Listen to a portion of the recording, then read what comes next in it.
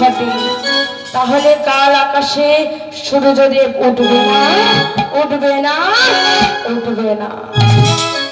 সূর্য দেবতা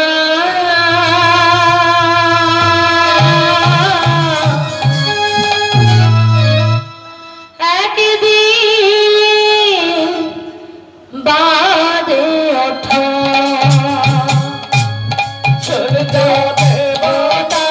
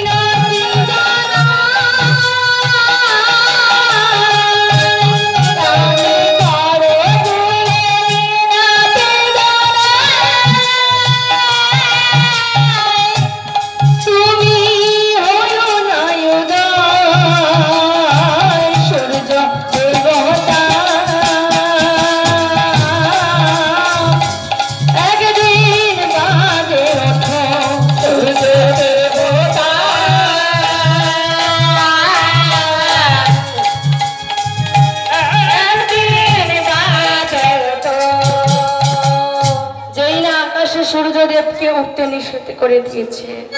পরের দিন আর আকাশে সূর্য দেবতা উঠতে পারছে না, শূন্য পথে দাঁড়িয়ে আছে। এইবার আমার সমস্ত ভক্ত সমস্ত দেবতাগণ আমার সেই ভগবানের কাছে গেছে। মর্তধামে এক সতী তার সতীত্বের গুণে আকাশে সূর্যদেবকে উঠতে নিষেধ করে দিয়েছে। এখন আকাশে যদি সূর্যদেব না ওঠে সারা পৃথিবী অন্ধকারে আচ্ছন্ন হয়ে যাবে, পৃথিবী তখন দুরালোকে চলে যাবে। তুমি কিছু একটা করো প্রভু। প্রভু আমার বলছে বেশ, এতদিন ওকে সবাই মিলে পরীক্ষা নিয়েছে, আজও ওর পরীক্ষায় উত্তীর্ণ হয়েছে। আজ আমি যাব আমার সেই ভক্তির কাছে তার মনের বাসনা পূরণ করতে। তাই আজ আমার প্রভু আমার বিষ্ণুদেব তার বাহনকে ডাক দিয়েছে। আমার বিষ্ণুর বাহন কি কি গো? মহিষ, গরুর। আজ গরুরকে ডাক দিয়েছে। গরুর গরুর গরুর বলি ডাকতে লাগলো।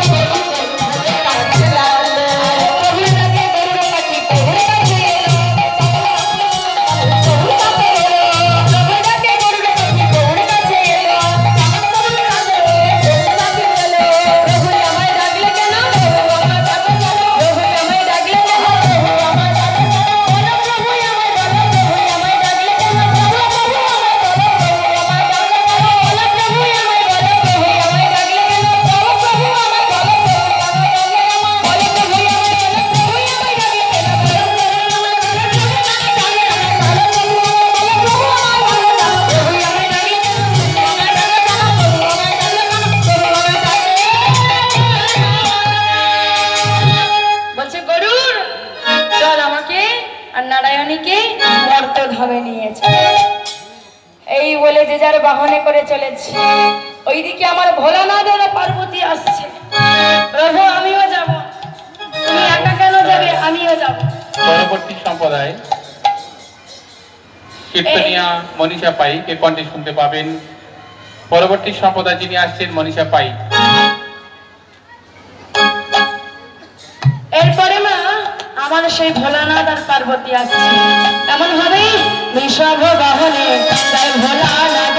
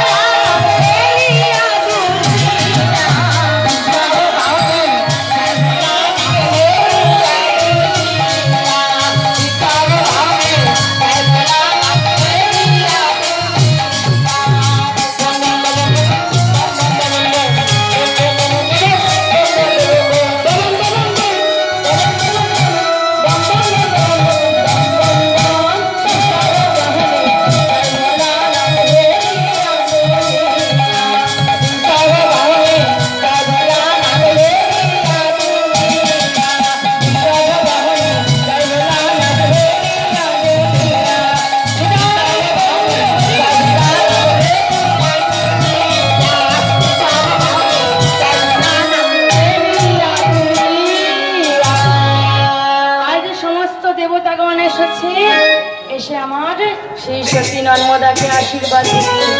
বলো কি চাও? সতী নর্মদা বলছে, প্রভু দিতে যদি হয় আমার স্বামীর প্রাণ তুমি ফিরিয়ে দাও। বেশ, আজ তোমার স্বামীর প্রাণ আমি ফিরিয়ে দেব। তবে যেহেতু সেই মণি অভিশাপ দিয়েছিল, সেই মণির অভিশাপে সূর্য উদয়ের সঙ্গে সঙ্গে তোমার স্বামীর মৃত্যু হবে। আবারও আমার আশীর্বাদে তুমি তোমার স্বামীর জীবন পুনরায় ফিরে পাবে। আমার আকাশে সূর্যদেব উঠল, আমার সেই কৌশিক মণি মারা গেলেন। আবার প্রভুর আশীর্বাদে আমার সেই কৌশিক মণি পুনরায় সুস্থ কলেবরে আমার নর্মদার কাছে ফিরে এলো।